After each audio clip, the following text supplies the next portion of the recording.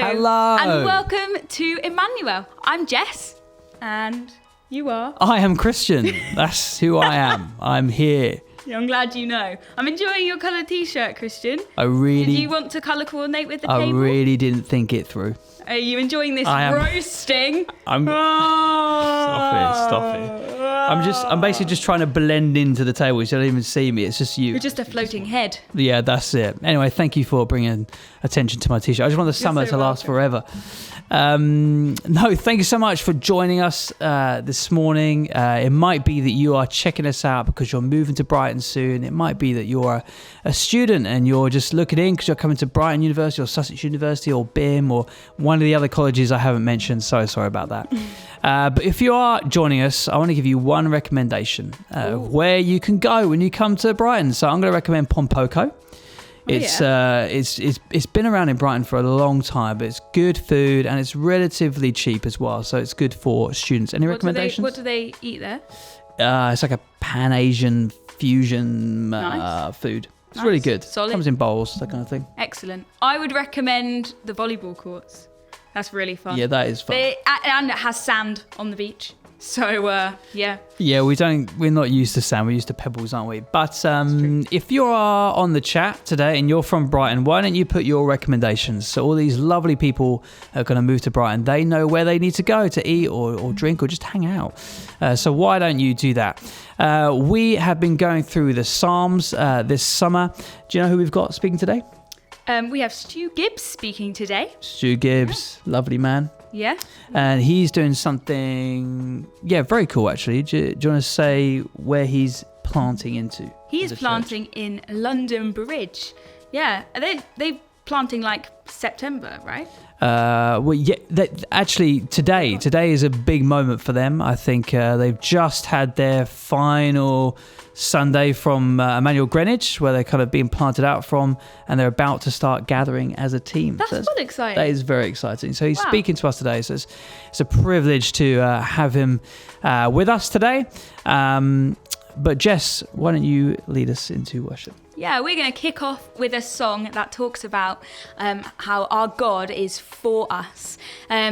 Whatever circumstance you're facing right now, maybe you've been in a really tough one, or maybe you are in one right now, or maybe it's all okay at the moment and you're really enjoying life. I want to read Psalm 139 to help us worship this morning. So, Psalm 139, it says, "O Lord, you have searched me and known me. You know when I sit down and when I rise up. You discern my thoughts from afar. You search out my path and my lying down, and are acquainted with all my ways. Even before a word is on my tongue, behold, O Lord, you know it altogether. You hem me in, behind and before, and lay your hand upon me. Such knowledge is too wonderful for me. It is high, I cannot attain it. Where shall I go from your spirit? Or where shall I flee from your presence? If I ascend to heaven, you are there. If I make my bed in Sheol, you are there. If I take the wings of the morning and dwell in the uttermost parts of the sea, even there your hand shall lead me, and your right hand shall hold me. If I say, surely the darkness shall cover me, and the light about me be night. Even the darkness is not dark to you. The night is as bright as the day, for darkness is as light with you." So, whatever you're going through, however you feel this morning, you can know that your God is for you. He is supporting you. He goes before you and he's behind you and he's hemming you in on every side. And he will never leave you. So let's worship this God together. Our God is for us. He never fails. He goes before us and lights the way. And every step he will lead us on. Our God is for us. Our God is for us. He fights our battles, we overcome. And when we're weak, he carries us. There is no mountain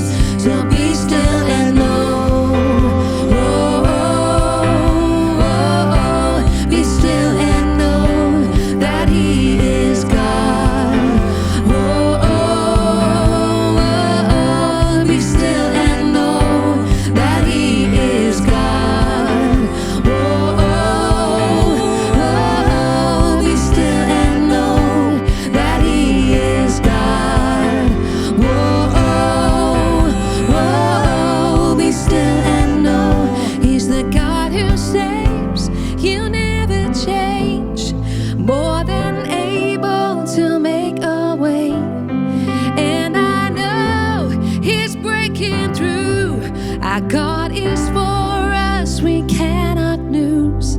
So be still and know, oh my soul, that He is God.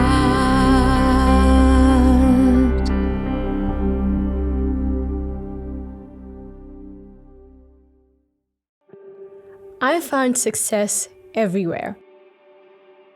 From the school stage to the sports field to my report cards. I was 18 and popular. I was 18 and an overachiever. I was 18 and a perfectionist. I was 18 and depressed. I was 18 and plagued by anxiety. From the outside looking in, my life looked perfect. From the inside looking out, I was always alone, even in a room full of people that loved me. Insecurities weighed down on me with voices in my head telling me that no one liked me. I didn't mention those in my award-winning speeches. Then I met Jesus. I was watching an online church service and discovered that I knew about God but didn't know Him. I turned to Jesus, acknowledging my sin, asking for His forgiveness, and surrendered my life to Him at the end of one of those sermons, and haven't looked back since. It was nothing dramatic like I imagined it would be, just an iPad, headphones, a tree confession, and streams of tears after. Since meeting Jesus, the world isn't the same anymore. The beauty of small moments is magnified in ways I could never have anticipated. My life now has purpose and meaning beyond myself. I know that I have a Creator who cares for me, a God who watches over me, and a Father who is faithful toward me, no matter the trials I'm facing. I know a peace like no other. I no longer succumb to depression or anxiety. I now have a hope far more substantial than any award or acclamation I could ever achieve.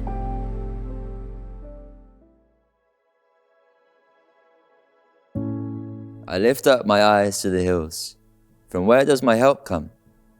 My help comes from the Lord, who made heaven and earth. He will not let your foot be moved. He who keeps you will not slumber. Behold, He who keeps Israel will neither slumber nor sleep. The Lord is your keeper. The Lord is your shade on your right hand. The sun shall not strike you by day, nor the moon by night. The Lord will keep you from all evil.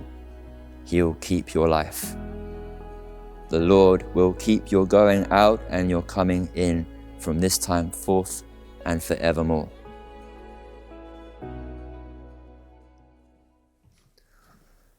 Hi, Emmanuel. Thanks for having me here to preach. It's really good, real honor to be able to just bring the word of God to you. And especially on this theme, I was invited to come and pick a psalm, a favorite psalm. I don't know if it's my favorite psalm, but I think it's definitely my favorite theme of just God as our helper, God being our strength, our refuge. If you read through the Psalms, you come up against that language again and again. And today I really want to just talk about how God helps us. And it actually caused me to remember a time about 10 years ago. I was younger and fitter, and I was training for a triathlon. And I went to the beach for the day and decided to try and sneak in a little swim whilst I was there. So as with my family, and I kind of put my goggles on, put my hat on, and just about to get into the water, and I saw a kid that was playing in the water. His inflatable dinghy or something got blown away and started getting blown out to sea.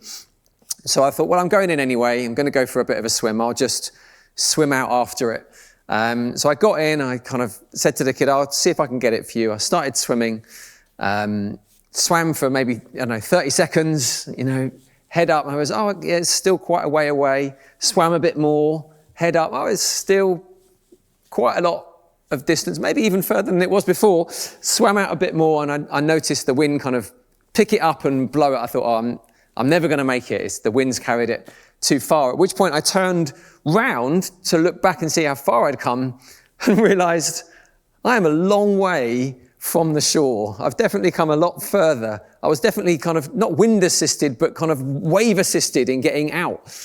And so I turned around, started swimming back in, swam for 30 seconds or a minute, looked up and realised, that's funny because the shore looks as far away now as it did before I just did all that swimming. So head down, went again, swimming for a couple of minutes, put in a shift, head up, looked.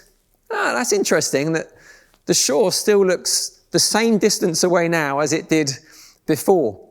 And I just had this realization, basically, I am swimming against the tide, the flow. I'm having to work pretty hard, and it's not easy swimming in the sea. I'm sure some of you are sea swimmers, and I'm not getting anywhere, and I'm getting tired. And I was swimming for a few minutes. I was on my back for a bit. I went a bit longer.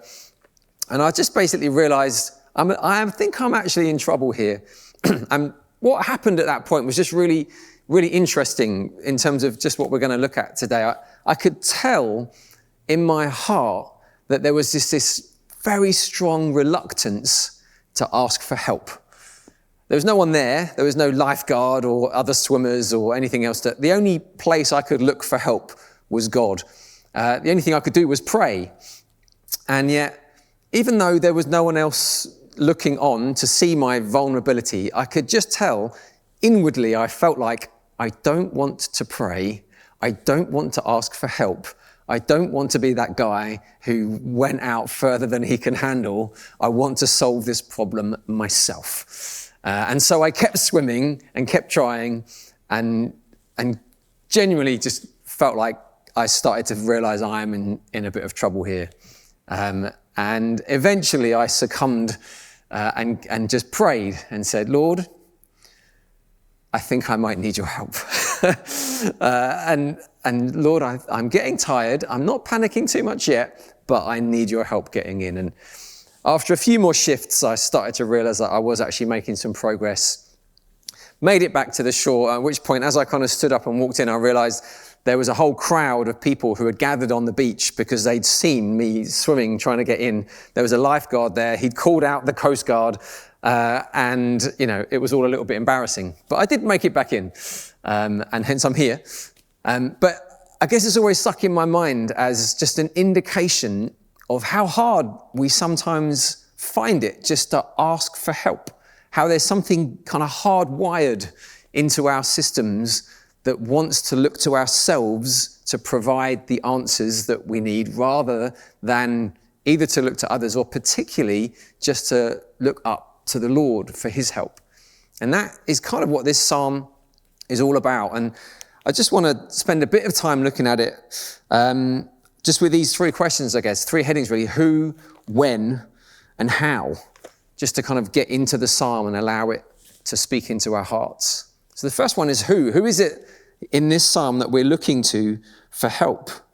Well, the psalmist writes, my help comes from the Lord. My help comes from the Lord.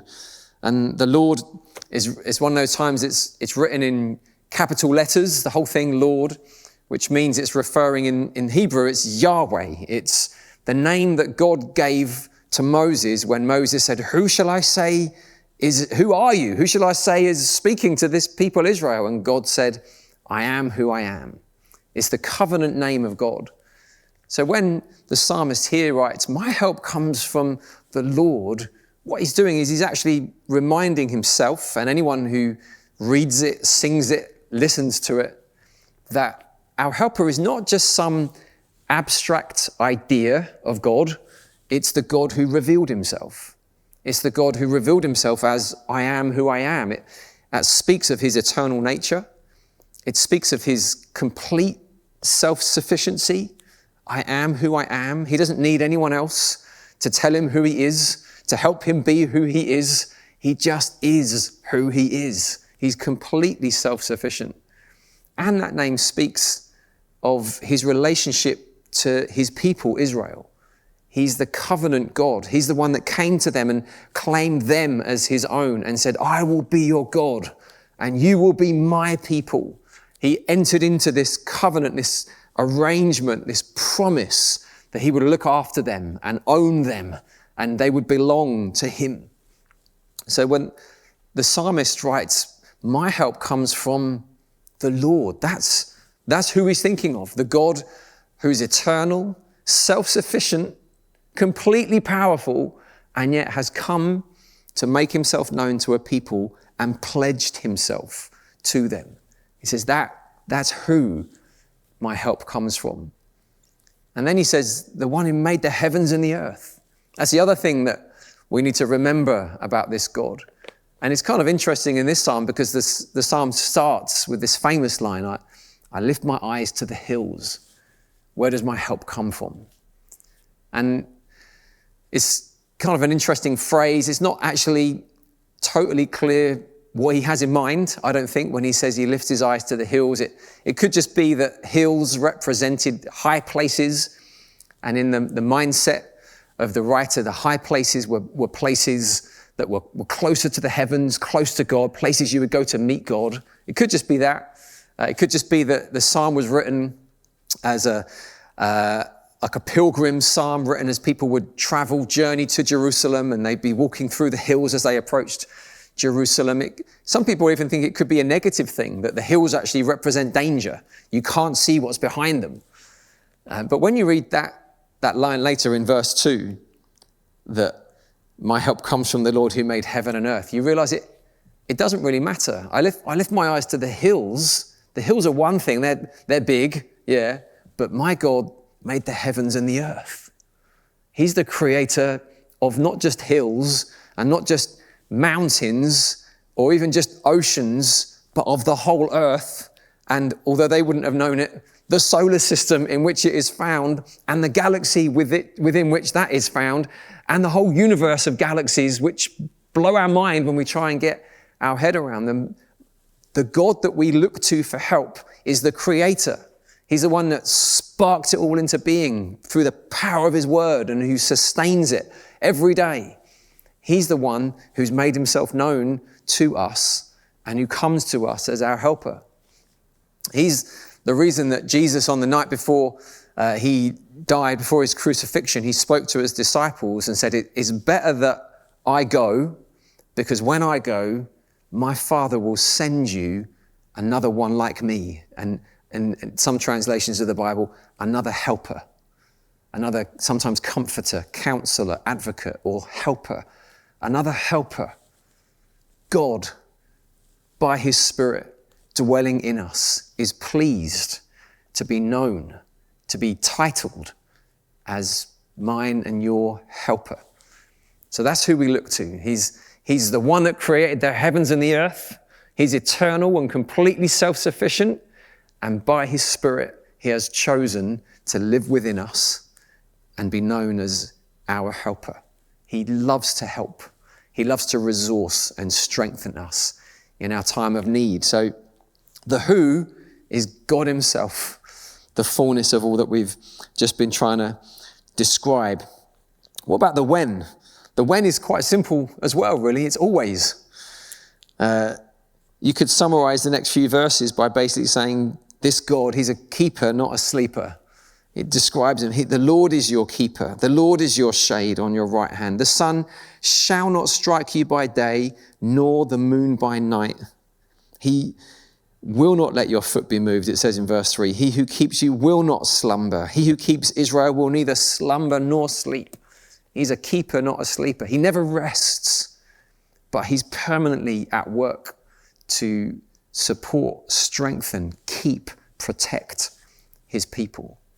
That's why it uses that phrase, the sun will not harm you by day, nor the moon by night. All through the day, all through the waking hours, from the moment the sun rises, God is watching over you, to guard you, to protect you, to look after you. And when the sun goes down and the moon is visible in the sky, God is working. Even if you're asleep, God is not. He is perfectly aware of you as you rest, perfectly aware of you as you work, perfectly aware of you every moment of every day. He is always working to keep and protect. And then the psalm ends by saying, the Lord will keep your going out and your coming in from this time forth and forevermore. He's always present to help you, and his promise is that he will do it forevermore. Quite literally, if you're a believer, God has pledged himself to you as your helper for all eternity. He won't stop helping in the new heavens and the new earth. He'll still be your helper.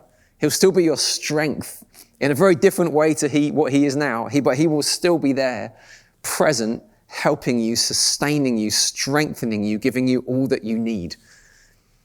And so it's a beautiful and amazing promise that he gives to us. And I don't know about you, I actually found this out just a couple of weeks ago, about Big Ben, which has started chiming again in London. I discovered that the famous chimes of Big Ben, the kind of the da da da da da da da da, that comes out on the hour, and I think a little chime in between every 15 minutes. That I discovered that when they were created, when they were composed, I guess it was actually the notes were taken from Handel's Messiah, and there was lyrics that go with the tune, which are inscribed in the clock tower in Big Ben. And the lyrics are, all through this hour, Lord, be my guide, that by thy power no foot shall slide. I found it quite moving to think that for hundreds of years in the capital of our nation, there's a bell that has been ringing out, announcing to the world, all through this hour, Lord, be my guide, that by thy power no foot shall slide. It sounds very much like this psalm. Verse 3, he will not let your foot be moved. That's the prayer that Big Ben rings out. All through this hour, all through this hour, all through this day, all through this week, God promises to be our help. And our prayer in response is to learn to look to him and to turn to him and find him as our helper in our moments of need. Which kind of takes us on to the how, which I guess is the kind of the nub of it. Like you probably, if you've been around church for a while, you probably have an idea already that God is powerful and he's present and he's promised to protect and be your help. That may not be a new idea to you, but I guess for most of us, a bit like me out in the sea at Canberra Sands, most of us actually find it harder to access his help than we think we might. We know it's true, but we forget to pray, or we resist prayer, or we get distracted by other things, and we find that we can actually end up living our lives relatively independently of God's help. And that's the way we're trained to live. It's the way we're trained to think. And so the question of how actually becomes quite important. You might even, I don't think it's actually an over-exaggeration to say, in a way, it's the question of the Christian life. How do I access God's help? How does his strength and life and support and protection become a real dynamic in my heart so that I don't just live independently and turn up to church at the weekend, and I don't even just pray in the morning and then get on with my day, but I actually live in communion with the Lord, in fellowship with him, friendship. I access the helper, the Spirit of God that is within me becomes a part of my life in a unique and precious way. How do we get there? Well, I think what I've found just reflecting on this psalm is that even that little phrase at the beginning becomes quite helpful. I lift up my eyes. It actually comes up in the scriptures quite a lot. It comes up a couple of psalms later. Actually comes up in the life of Jesus a few times where Jesus is praying. In John 11, when Jesus is faced with a tomb with his friend Lazarus in it, it says that Jesus lifted up his eyes and prayed. In John 17, when he prays the famous prayer on the night before his crucifixion, the high priestly prayer, amazing prayer, it says Jesus lifted up his eyes to heaven and prayed. Jesus himself lifted up his eyes And in this tiny movement of just lifting up our eyes, it feels to me like there's something quite significant that is going on. It's so small that it can be even imperceptible to the people around us, and yet it's so significant that it can cause a seismic shift in the dynamics of our hearts, just to lift up our eyes to heaven, lift up our eyes to the Lord. I kind of picture it a little bit like a lever.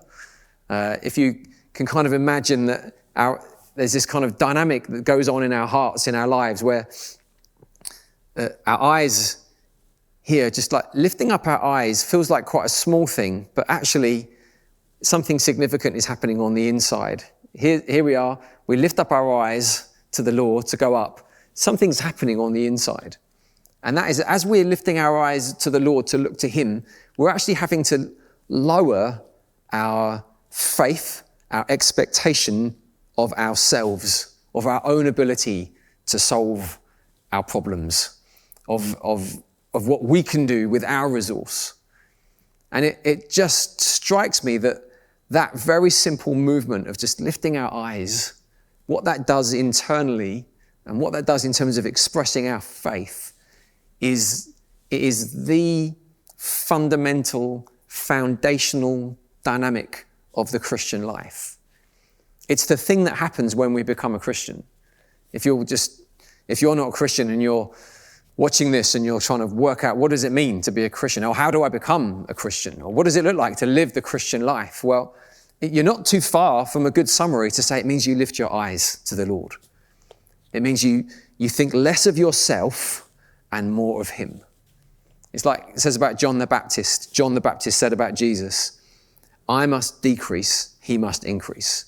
There's this kind of lever dynamic going on where our natural instinct is to look to ourselves, to solve our own problems. Whereas the Christian response is to recognize, I need help to come from outside of myself. I need heavenly help. I need divine assistance. I need him and not myself.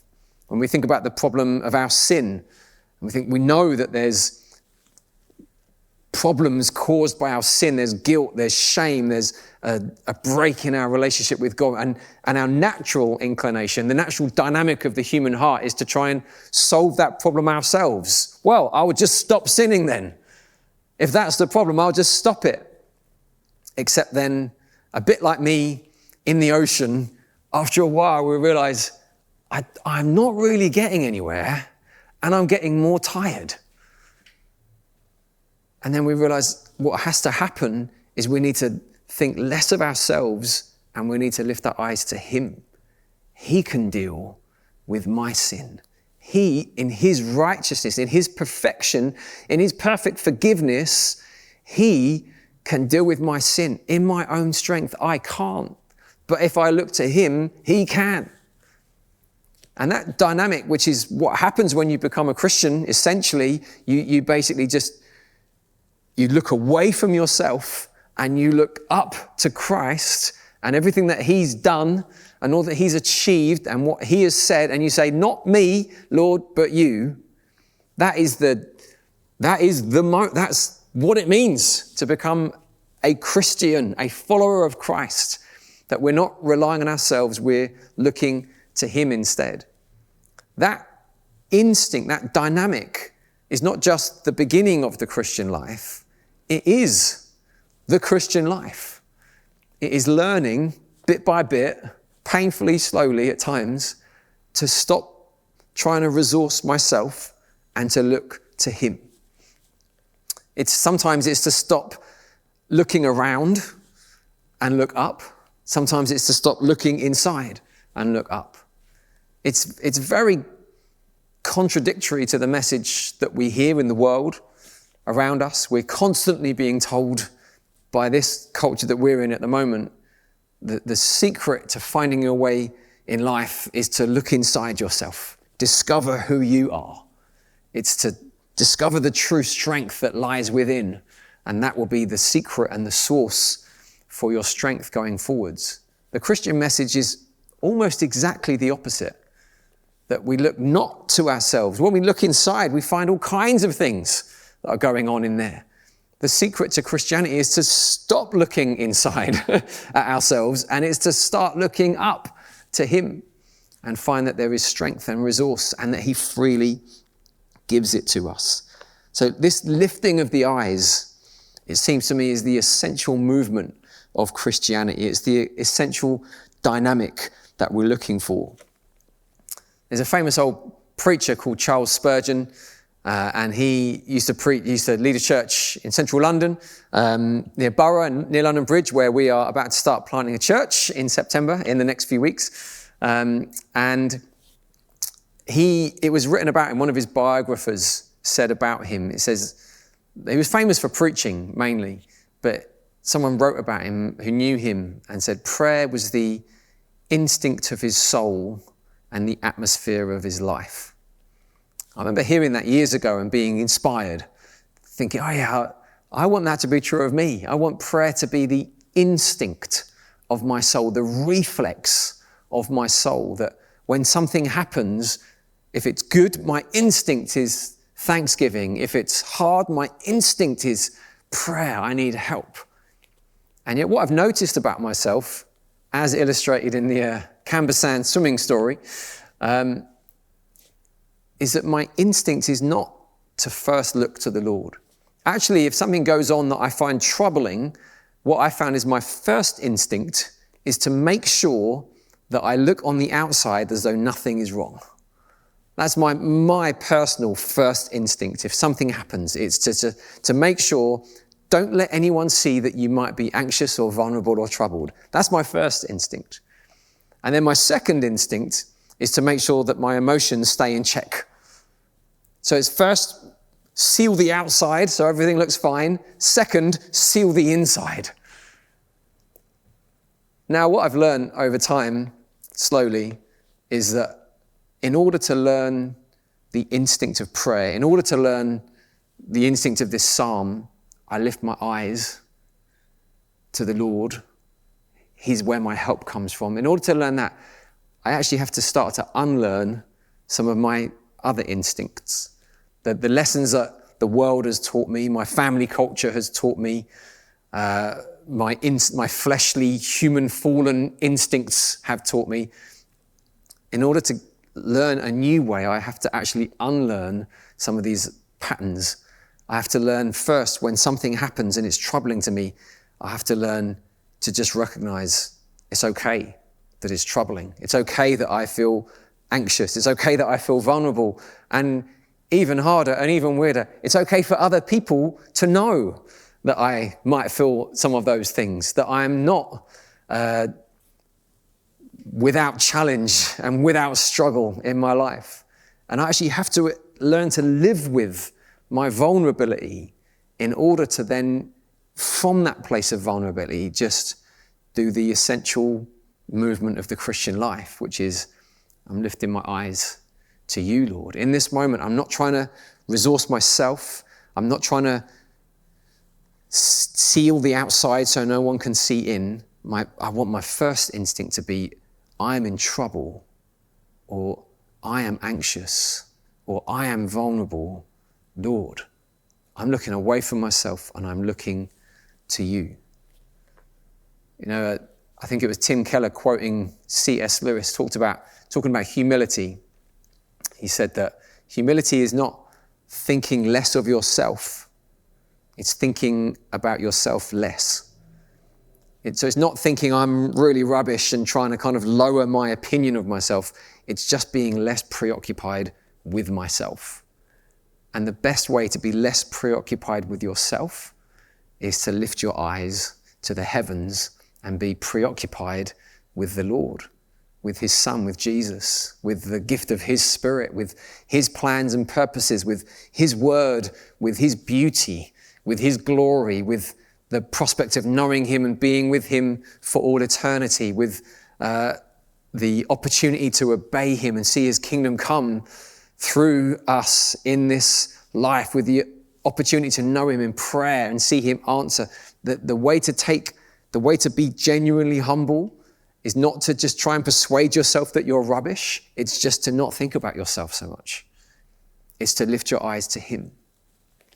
And just today, as we're kind of coming in to finish off, I guess I want to encourage you, if you're here and you're not a believer or even if you're just trying to work out where you are, I just want to encourage you with this most foundational, basic, yet important idea in the Christian life, that what you need to do, what you need most in your life, is not to solve yourself.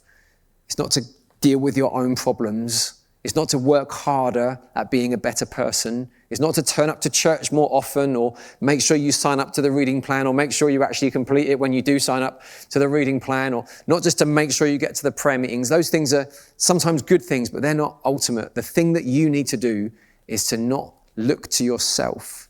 It's to lift your eyes to the Lord and recognize He has done everything necessary. If your problem is sin, your sin, He has done already through His death and His resurrection everything that needed to be done to solve the problem of your sin. And if you look to Him, you will find forgiveness and healing come to you. And if you're already a believer and you think, I know that's true of me, but I just struggle day by day with all that life seems to be throwing at me, the different challenges that I'm facing, and I don't seem to be able to access the help that God promises and that God provides for me. And I just want to encourage you to ask for His help in the most basic level of whatever that looks like for you. And sometimes this is the weird thing, isn't it? This is where we realize something of our weakness. I think to myself, whatever it is I need help with, I think, I need to grow in wisdom, so I need to read the Bible more. But I find I can't read the Bible more, so I need to pray that I would read the Bible more. Except the problem is I'm not very good at remembering to pray that I need to read the Bible more so that I grow in wisdom. And it just comes back to this. I need help even in just learning to pray, in this most fundamental, basic thing of Christianity that is simple enough that the smallest child can do it, yet it's enough of a challenge that all of us, every single one, will find it a lifelong journey trying to grow in it. The Bible says we don't know how to pray as we should do, but the Spirit is our helper. The Spirit helps us in our weakness. He will help you. If you keep looking to Him, He will help you. He's the eternal, self-sufficient, all-sufficient, covenant-keeping God. He made the heavens and the earth, and He has committed and pledged Himself to being present with you as your helper. And as you're watching, listening to this right now, He wants to help you. He wants to help you pray, and He wants to help answer your prayers. And so I'm just going to pray very quickly for us, and I'd love you to pray along with me. Father, I thank You that You are all these things. I thank You for Your goodness and Your kindness and Your nearness to us. And I pray for every single person listening right now, Father, that You would be our helper in this most basic thing. We would recognize, I must decrease, You must increase. I can't do it on my own, but You can do it for me, through me, with me. And I pray, Father, for your help, Your strength, Your resource to come flooding into hearts in the name of Jesus. Amen.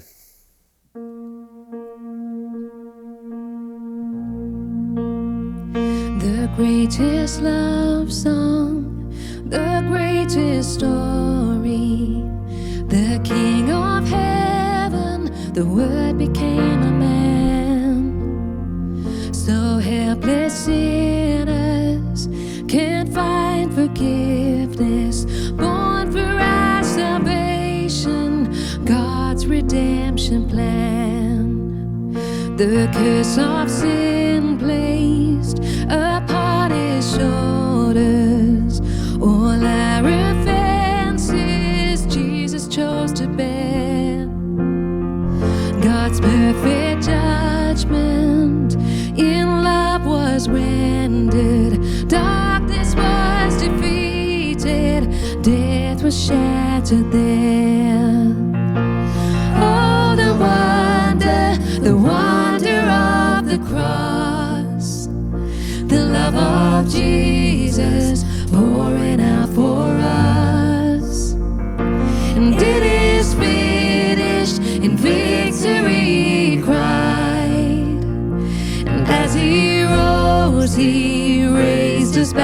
to life.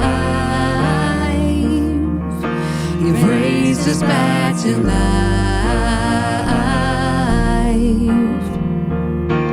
Now we're invited to sweet communion. We are united in His righteousness. Participation in death and glory. Jesus our beginning, Christ our only end. Such precious mercy, this new beginning. No condemnation now for me to fear. Where sin is tangled, you have delivered. Hear the sound of freedom rising from the grave. Oh, the wonder of the cross. The love of Jesus pouring out for us. And it is finished in victory. He cried as He rose. He raised us back to life.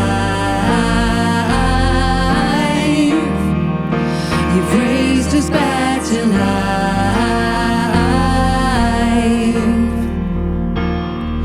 Oh, your grace is good to me. Yes, your grace is good to me. Your loving kindness sets me free. Oh, your grace is good to me. Oh, your grace is good to me. Oh, your grace is good to me. Your loving kindness sets me free. Oh, your grace is good to me. Oh, your grace. And oh, your grace is good to me. Yes, your grace is good to me. Your loving kindness sets me free. Oh, your grace is good to me. Oh, the wonder of the cross. The love of Jesus pouring out for us. And it is finished in victory. He cried. And as He rose, He raised us back to life. He raised us back to life. He raised us back to life. I'm hidden now in Christ.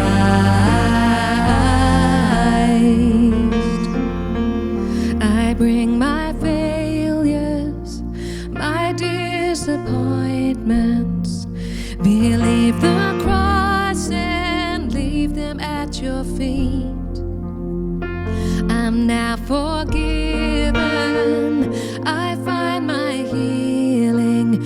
Christ, my only Savior, you have rescued me.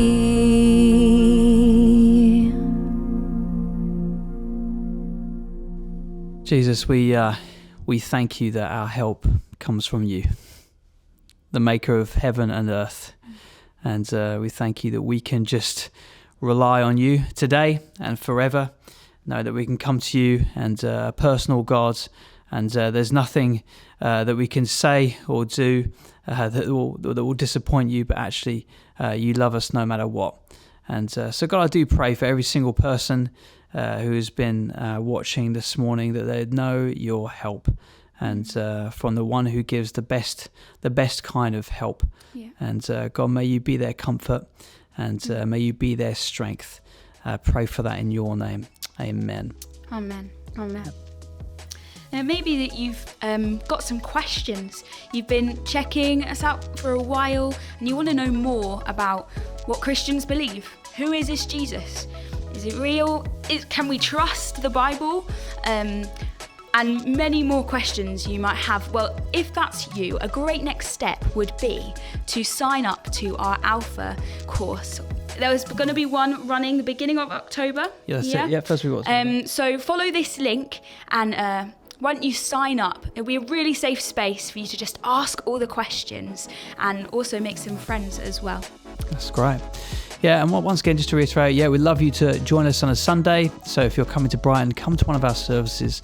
And by following the link below, you can see those locations. And actually next week, we've got our Inspire Sunday. So we've got our site leaders across our sites speaking to us, inspiring us for the autumn term to come. So please join us for that. All the details are there. We would love having you joining us this morning, and we look forward to seeing you soon. See you later. See ya. Bye.